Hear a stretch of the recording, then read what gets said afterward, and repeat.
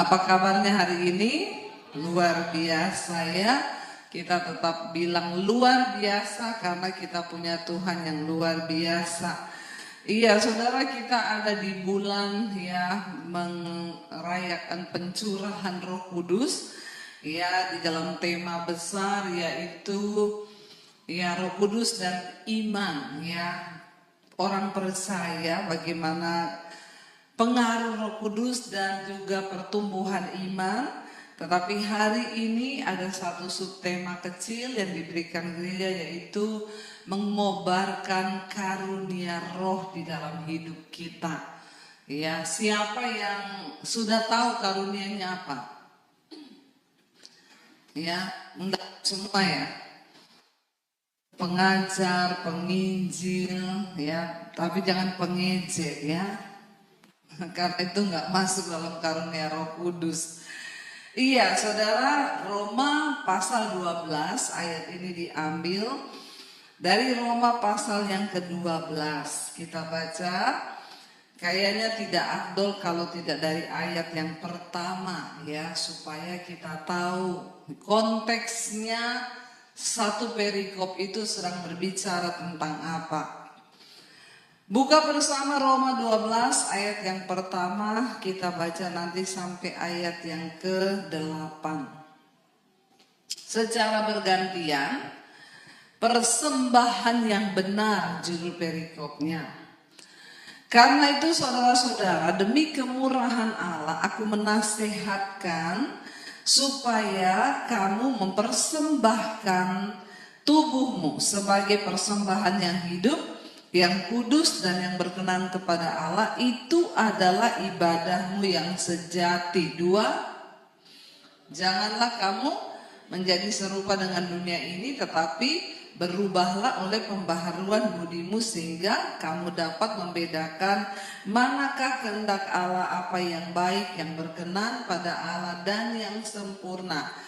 Berdasarkan kasih karunia yang dianugerahkan kepadaku, aku berkata kepada setiap orang di antara kamu. Ini Rasul Paulus menulis karena dia mendapat ilham dari Roh Kudus. Ya, janganlah kamu memikirkan hal-hal yang lebih tinggi daripada apa yang patut kamu pikirkan, tetapi hendaklah kamu berpikir begitu rupa sehingga kamu dapat menguasai diri menurut ukuran iman yang dikaruniakan Allah kepada kamu masing-masing. 4, kita mempunyai banyak anggota, tetapi tidak semua anggota itu mempunyai tugas yang sama. Demikian juga kita, walaupun banyak, adalah satu tubuh di dalam Kristus, tetapi kita masing-masing adalah anggota yang seorang terhadap yang lain. 6, demikianlah kita mempunyai karunia yang berlain-lainan menurut kasih karunia yang dianugerahkan kepada kita. Jika karunia itu adalah untuk bernubuat, baiklah kita melakukannya sesuai dengan iman kita. Jika karunia untuk melayani, baiklah kita melayani. Jika karunia untuk mengajar, baiklah kita mengajar. 8, jika karunia untuk menasehati, baiklah kita menasehati. Siapa yang membagi-bagikan sesuatu, hendaklah ia melakukannya dengan hati yang ikhlas. Siapa yang memberi pimpinan, hendaklah ia melakukannya dengan rajin. Siapa yang menunjukkan kemurahan, hendaklah ia melakukannya dengan sukacita. Jadi saudara, di dalam pasal ini Rasul Paulus sedang berbicara kepada jemaat yang ada di Roma. Ya, banyak jemaat di sana. Dan tadi seperti yang sudah disampaikan Bapak Gembala tentang Rasul Paulus mengajarkan pada jemaat, ingat loh, setiap kita ini diberi karunia yang berbeda-beda. Ya, tidak semua itu sama. Saya bahkan dengan suami saya itu karunia kita berbeda. Ya, karena Tuhan menciptakan kita juga itu dengan ya warna dan karakteristik yang berbeda. Saya ini merah, orang koleris, ya, pemberani. Kalau ngomong ceplas-ceplos. Tidak demikian dengan suami saya. Suami saya itu hijau, flegmatik, ya, orangnya tenang. Walaupun dia nggak senang, dia nggak bisa ngomong nggak senang di depan orang, ya, disimpan, saudara, ya. Beda dengan saya nggak senang, saya bilang saya nggak senang loh kamu kayak gitu. Nah, jadi nggak bisa disamakan, ya. Suami saya pendamai, nah saya api, dia air. Karunia pun kita berbeda, nggak bisa sama. Setiap orang pasti berbeda. Saudara, suami istri juga kan berbeda kan? Atau sama? Sama semua, ya. Kalau suami G, istri G. Ada yang begitu sini? Enggak kan? Kita ini berbeda, Tuhan beri. Itu juga mempengaruhi karunia. Tuhan itu adil dan dia itu ajaib menciptakan kita itu supaya saling melengkapi. Ya, kalau semua orang merah sama kayak saya, sudah terjadi perpecahan di dunia ini, perang sudah. Makanya itu Hitler, ya, dia merah, saudara. Ya, tapi kalau semua juga orang hijau, maka dunia ini tidak ngapa-ngapain. Ya, diam saja. Kalau semuanya orang warnanya kuning, semua ketawa terus, nggak ngapa-ngapain juga. Jadi Tuhan itu ajaib mempertemukan, menciptakan, semua ada plus minusnya, tapi untuk saling memperlengkapi.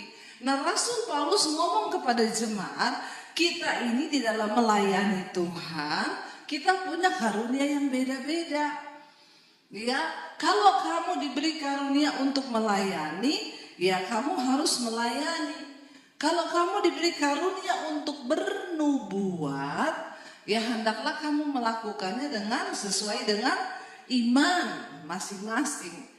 Ya, jadi karunia ini saling memperlengkapi, saudara. Makanya dalam satu komunitas ada yang ya dia itu suka gitu loh. Kalau nggak usah disuruh, nanti aku bawa kue ya. Ini karunia melayani. Nanti saya bawa makanan ya. Tapi ada yang kamu bawa makanan, nggak usah. Nggak ada duit. Padahal ada duit. Nah, itu bukan karunianya memang. Ditambah sama pelit. Nah, itu bukan karunia itu ya. Jadi kita lihat di gereja pun, saudara, ya memang ya Tuhan itu memperlengkapi gereja Tuhan supaya ya kita saling melengkapi. Banyak anggota tetapi menjadi satu tubuh. Jadi lalu dikatakan di sana ada karunia mengajar. Saya tidak akan lama berbicara tentang karunia ini. Saudara nanti ya bertanya atau ikut tes. Biasanya di gereja itu ada tes karunia. Ya, tes karunia itu dilakukan supaya saudara tahu. Tapi sebenarnya nggak dites pun saudara tahu kok. Ya, saya ini kok suka ngajar ya. Kalau ngajar ngomong sama anak-anak atau apa ini kok, oh saya ini berarti pengajar. Penginjil, pengkhotbah belum tentu pengajar. Saya ini pengkhotbah tapi saya bukan pengajar. Saya disuruh ngajar lama-lama stres saya. Ya, seorang pengajar juga bukan pengkhotbah. Kalau saudara dengar pengajar khotbah, saudara tidur. Jadi saudara, di dalam Alkitab itu dikatakan bahwa tidur, saudara. Nah, Tuhan itu memberi karunia yang beda-beda. Kita harus mengerti karunia itu. Tapi saya mau titik beratkan di sini, saudara, perhatikan Roma pasal 12 ini. Sebelum Rasul Paulus menyuruh kita mengobarkan karunia-karunia roh, dia bilang nomor 1 apa? Demi kemurahan Allah, kita balik ke ayat yang pertama. Aku menasihatkan kamu supaya kamu mempersembahkan dulu apa? Tubuhmu yang hidup, yang kudus, yang berkenan kepada Allah. Itu persembahan yang sejati. Banyak orang masuk ke gereja sudah dengan karunia-karunia, tapi lupa mempersembahkan hidupnya, tubuhnya kepada Tuhan sebagai persembahan yang hidup yang kudus. Disinilah letak kegagalan sehingga banyak orang itu punya karunia hebat, tapi kelakuannya setan. Iya, saudara. Ya, bahkan kemarin saya dengar ada pendeta bilang, ya saudara tuh jangan menghakimi pendeta. Pendeta itu sebelum dipilih sama Tuhan, dia tuh berdosa, homo, najis, bersinah. Ya ini tidak bisa hilang. Jadi kalau pendetanya jatuh dalam dosa, saudara nggak boleh menghakimi. Saya bilang saudara, kalau orang mempersembahkan hidupnya kepada Tuhan, tubuh kepada Tuhan, kita memang tidak luput dari dosa. Saya masih berdosa nggak? Masih. Tapi saya nggak selingkuh. Itu keterikatan. Kalau orang mempersembahkan hidup dan tubuhnya sama Tuhan, dia pasti dilepaskan nomor 1. Amin. Jadi kalau orang dilepaskan, makanya saya komen, ya jangan jadi pendeta. Kalau masih suka najis, selingkuh, homo, ya janganlah naik di mimbar dulu. Loh, untuk menjadi pelayan Tuhan itu ada kriteria dari Tuhan loh. Ya, bukan sembarangan. Kita semua masih berdosa. Tuhan bilang kalau kamu bilang kamu gak berdosa, maka kamu menjadikan Tuhan pendusta. Saya masih berdosa nggak? Masih. Saya kadang masih marah sama orang. Tapi itu bukan keterikatan dosa. Itu kejatuhan. Kita kadang sirik sama orang. Aduh, ini orang kok kayak begini ya. Ih, jengkel aku. Tapi Roh Kudus ngomong, jangan begitu loh. Bertobat, oh ya Tuhan ampuni. Ini dosa yang diampuni Tuhan. Tapi kalau mau selingkuh, ya terus minta dimaklumi sama jemaat, ya maklumlah, jangan hakimi pendeta. Ya kau turun dari mimbar, jangan pelayanan. Karena kau berarti belum mempersembahkan tubuhmu sebagai persembahan yang hidup, yang kudus dan yang berkenan kepada Allah. Ketika kita sudah mempersembahkan hidup dan tubuh kita, barulah karunia-karunia roh itu diaktifkan.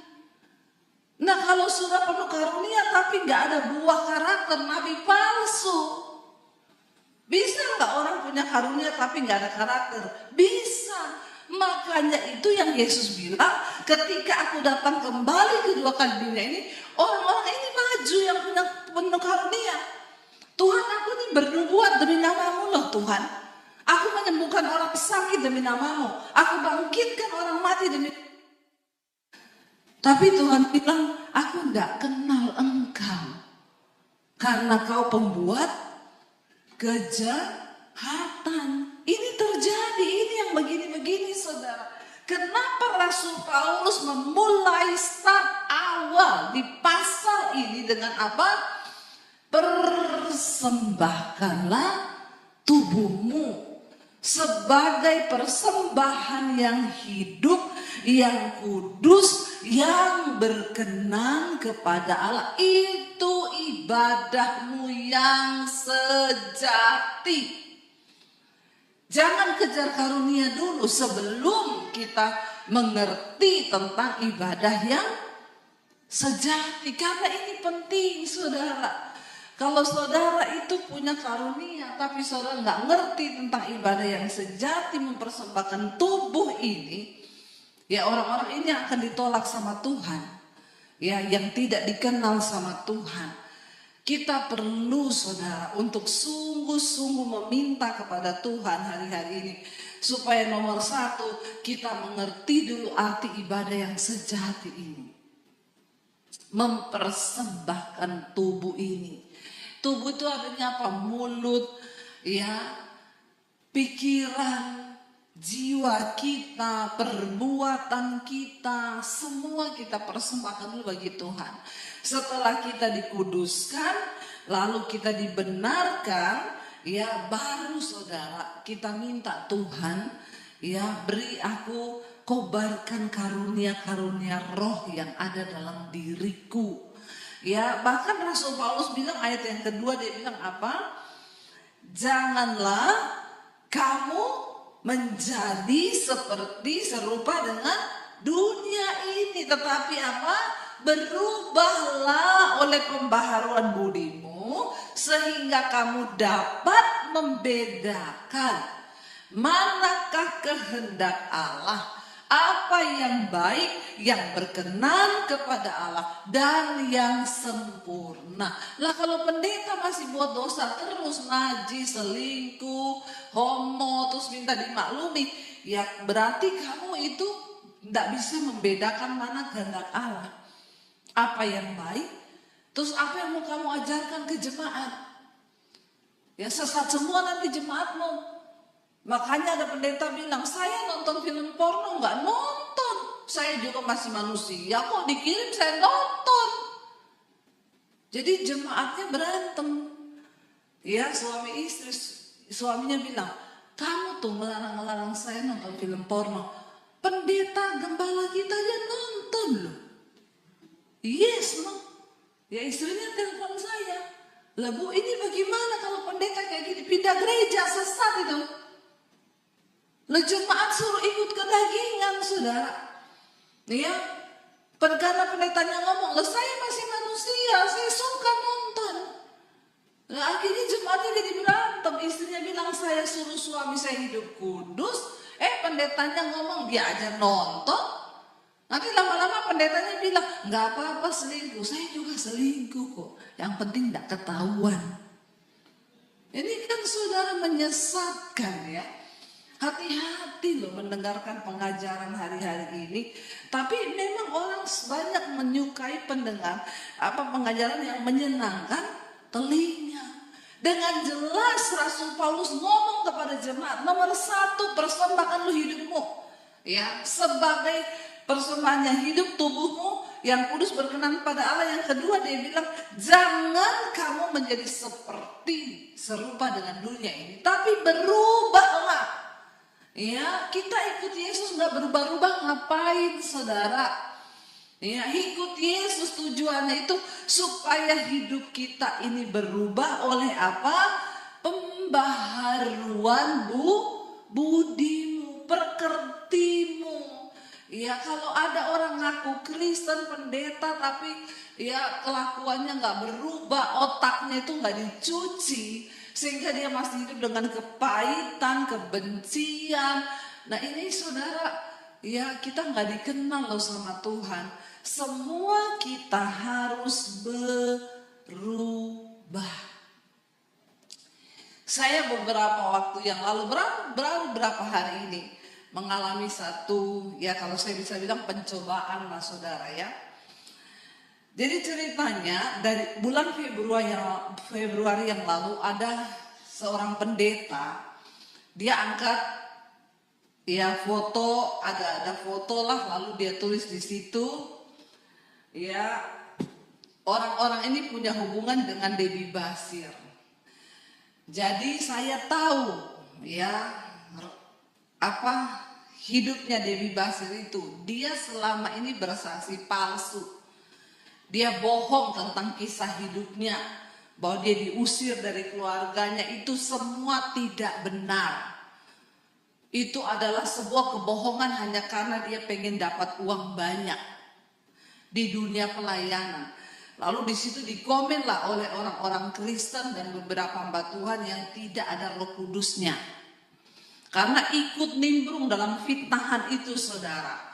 Oh iya tuh makanya banyak. Lalu orang teks saya, Ibu Debbie Basir, tolong klarifikasi nih.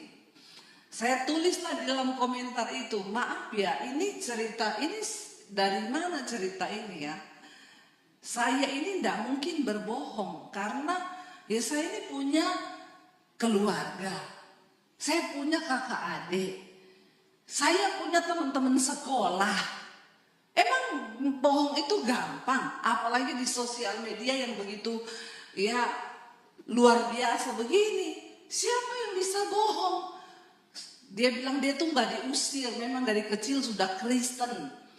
Ya udahlah saya klarifikasi itu Pak, saya bilang sama pendeta yang ini, Pak mohon jangan memfitnah orang sembarangan ya Pak. Tapi nggak apa-apalah kalau itu bikin Bapak bahagia. Cuma saya itu nggak tahu ya Bapak itu tujuannya apa. Kalau Bapak ada masalah dengan saya, silakan selesaikan baik-baik. Saya terbuka ada apa. Wah, malah semakin menjadi, saudara. Tapi terganggu nggak, saudara? Ya terganggu loh, sebagai manusia hati kita ini kan ya terganggu gitu. Saya kadang malam nggak tidur, saya baca-baca lagi tuh statusnya, ini mau orang ini apa ya? Apalagi setiap ada yang komen kan muncul lagi, saudara. Ya, saya bilang maunya orang ini apa? Waktu pertama kali, saudara, saya berdoa, ya saya diingetin Roh Kudus, doakan orang itu. Tak doain loh, saya sebut namanya, Tuhan berkati orang ini Tuhan, dan tolong jaga hatiku Tuhan supaya nggak tercemar. Dari bulan Februari saya sudah lupa, saudara. Walaupun masih banyak yang kirim, Bu ada orang yang jelek-jelek ini, biarin saja, yang penting Tuhan tahu kebenarannya. Saya cuekin. Bulan Maret lebih gila lagi dia lakukan, dia angkat foto saya sekeluarga, bahkan video kami waktu di Jepang satu keluarga. Tulisannya begini, pendeta hedon sukanya jalan-jalan keluar negeri pakai uang gereja, menghabis-habiskan uang gereja untuk liburan pribadi. Masuk lagi, saudara, ratusan orang sakit jiwa di situ komen, ya. Orang-orang yang nggak ngerti kebenarannya, lu saya ini pakai uang gerejanya siapa? Saya bukan gembala, ya. Saya nggak pernah minta uang perpuluhan. Uang gereja yang mana? Saya YouTuber, ya. Terus saudara, kenapa saya upload foto kami di Jepang itu? Karena saya tuh baru ngomong gini sama suami, kita ini belum pernah lo ke Jepang ya. Padahal itu deket ya, malah ke Amerika yang jauh-jauh sudah. Terus suami saya bilang, ya udah kita atur waktu ya, kapan-kapan kita jalan-jalan ke sana lah. Baru ngomong begitu, ada teman saya di Surabaya, Bu, Ibu sudah pernah ke Jepang? Belum. Ayo ikut yuk, saya mau lihat anak ke Jepang. Sini paspor. Saya dibeliin tiket semua, dikirim, ini hotel gini-gini. Ibu gak usah bayar, ikut dia jalan-jalan. Jadi saya angkat foto itu, saya tulis apa yang tidak pernah dilihat mata, gak pernah timbul dalam hati, Tuhan sediakan buat orang-orang yang dikenalnya. Diangkat, saudara, fotonya nih, tuh pakai ayat lagi, ayat dipelintir, dijual-jual supaya dapat banyak duit. Lalu si yang bikin status ini, pendeta ini, di komen-komen dia jelasin lagi, iya dia ini pembohong, penipu, ya kesaksiannya palsu gini. Saya masuk lagi di situ, Pak, maunya Bapak apa ya?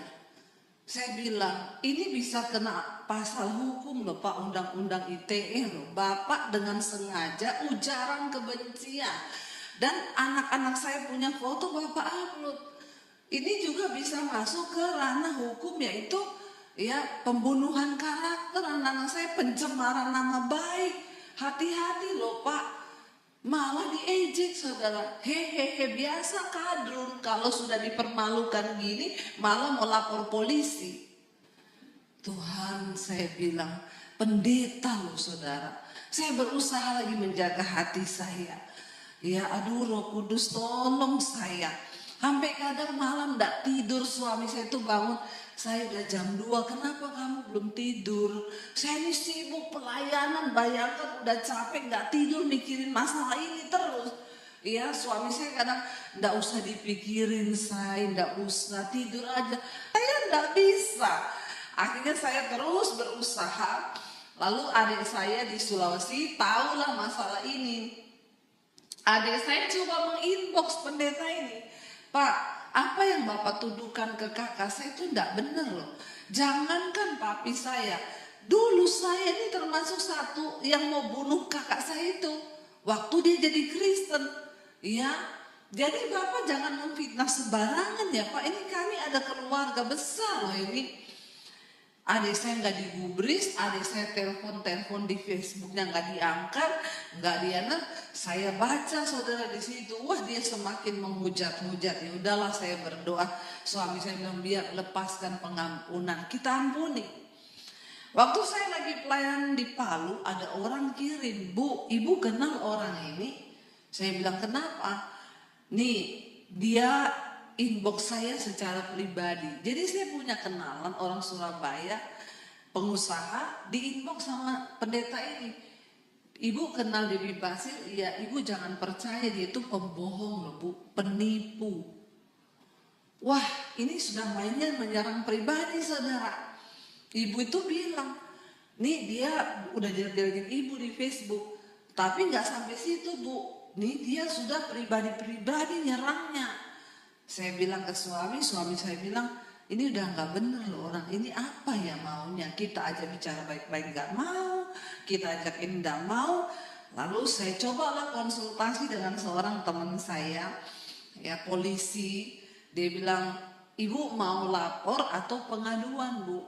Jadi ada dua hal, ya. Akhirnya saya konsultasi, teman saya polisi bilang, bu kalau itu ibu hanya merasa terganggu dan orangnya nggak bisa diajak baik-baik bicara, ibu buat pengaduan saja, ya. Nanti kalau memang orangnya itu nggak mau dengar, baru itu laporan. Ternyata kalau pengaduan itu adalah kita atur damai. Kalau orangnya mau berdamai. Kalau orangnya nggak mau berdamai, itu namanya kita laporkan. Kalau laporkan itu dia langsung dipenjara kalau ada bukti memang semuanya valid. Saya kirim semua bukti-buktinya dia saudara. Teman saya bilang lapor aja, pengaduan aja bu. Suami saya bikinlah pengaduan. Ini perbuatan tidak menyenangkan, ujaran kebencian, pencemaran nama baik. Ya sudah kita bikin sesuai dengan arahan dari teman saya. Kita kirimlah saudara ya ke Blitar karena orangnya ada di Blitar. Setelah itu dia dipanggillah sama polisi. Ya, dipanggil sama polisi, saya bikin dua ketentuan. Yang pertama, kalau Bapak mau ya kami maafkan. Yang pertama, Bapak harus menurunkan semua status Bapak yang mengujar kebencian kepada semua pendeta. Karena di situ Pak Rubin Adi juga diangkat, pendeta-pendeta semua diangkat sama dia, dijelekin sama dia. Bapak itu tidak sesuai dengan ya buah roh loh, Bapak hamba Tuhan loh. Kenapa itu terjadi? Jadi semua status ujaran kebencian tolong diturunin, bukan hanya saya.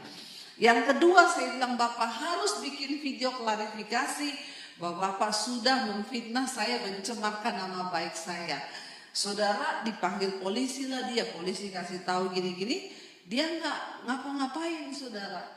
Dia turunin foto saya tapi status itu nggak dihapus. Jadi ujaran kebencian terhadap saya masih ada di bawah. Lalu ya semakin di situ teman-temannya gini, dia bilang saya dilaporin ke polisi nih. Oh iya ya, oh begitu memang pendeta. Ya kalau sudah dijelekin, kalau sudah dikritik, akhirnya main lapor polisi kayak kadrun. Begitu saudara. Disitulah teman-temannya semua ya menghujat, semakin menghujat. Lalu dia bilang, tapi tenang aja, ini juga belum dipanggil kok juga dari polisinya.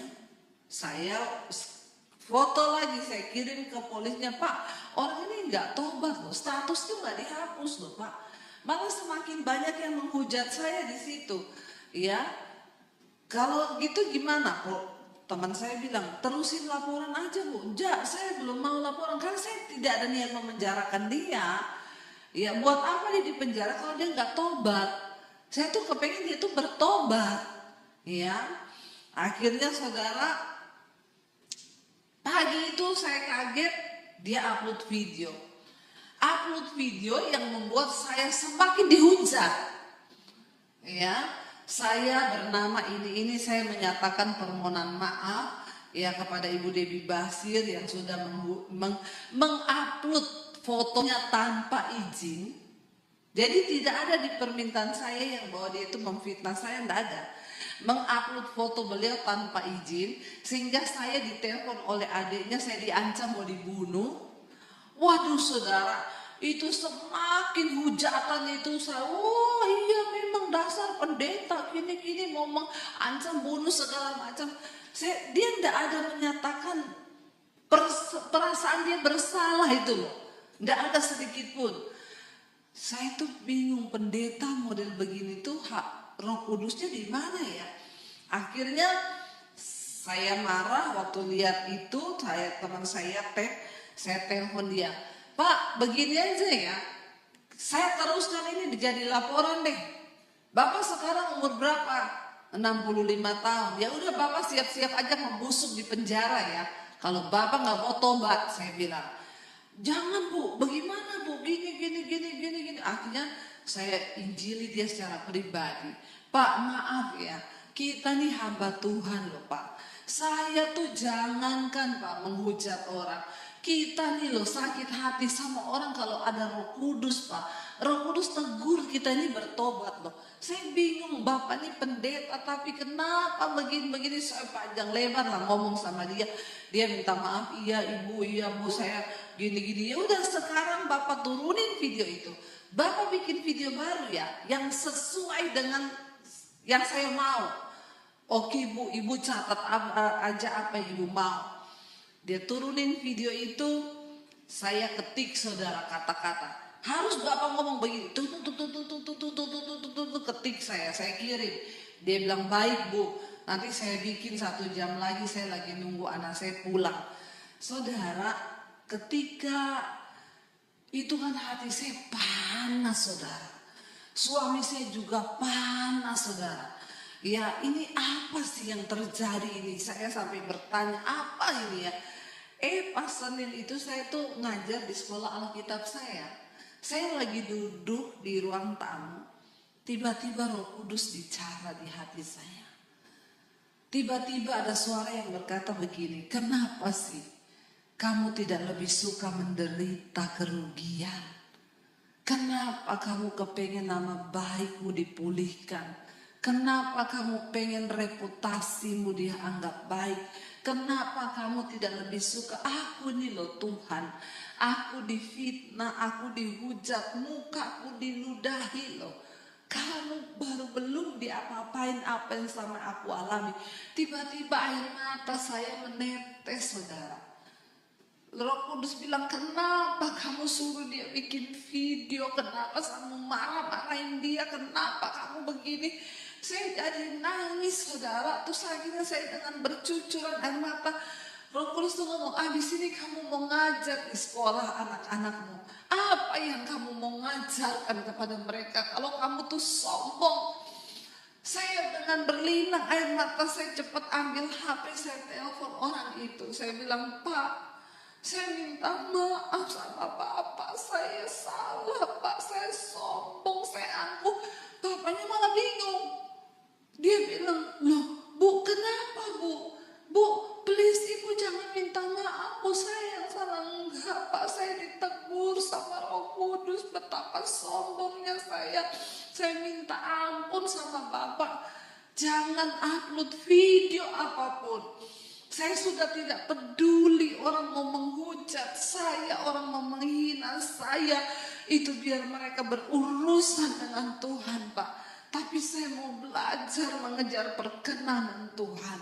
Buat apa saya punya karunia hebat kalau ternyata saya kedapatan di hadapan Tuhan saya tidak berkenan. Saya mohon ampun Pak, saya minta maaf. Lalu saya berdoa buat dia di telepon saudara. Ya bahkan hari ini saya ikut menopang pelayanannya dia. Coba saudara, ya sampai bingung dia sampai bilang begini, Bu saya minta maaf ya. Ternyata Ibu Debbie itu benar-benar hamba Tuhan. Nah selama ini kau pikir saya hamba hantu? Dalam hati saya saudara ya. Ternyata Ibu benar-benar saya baru ketemu loh ada hamba Tuhan seperti Ibu. Saya bilang, saya cuma mau bilang sama Bapak, hilangkan kebencian di hatimu Pak. Bapak upload di sosial media itu mending yang baik-baik tentang pelayanan Bapak. Jangan kebencian lalu Bapak membuat orang lain berdosa ikut nimbrung di status Bapak. Kita ini tidak memberi teladan bagaimana Roh Kudus. Makanya saudara, karunia tanpa ada buah roh percuma. Ya, Memang karunia itu diperlukan.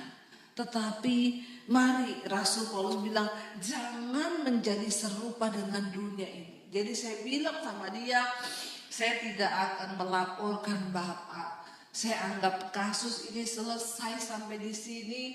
Terserahlah. Ya Bapak mau jelekin saya, teman-teman Bapak juga mau menghakimi saya. Biar mereka berurusan dengan Tuhan, Pak.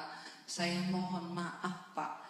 Saudara, ya kita melihat bahwa penting. Kenapa Rasul Paulus mengingatkan kepada jemaat, persembahkan dulu tubuhmu. Ya, baru engkau kobarkan karunia-karunia rohmu itu. Supaya apa saudara? Supaya ketika Tuhan datang kita ini tidak tertinggal.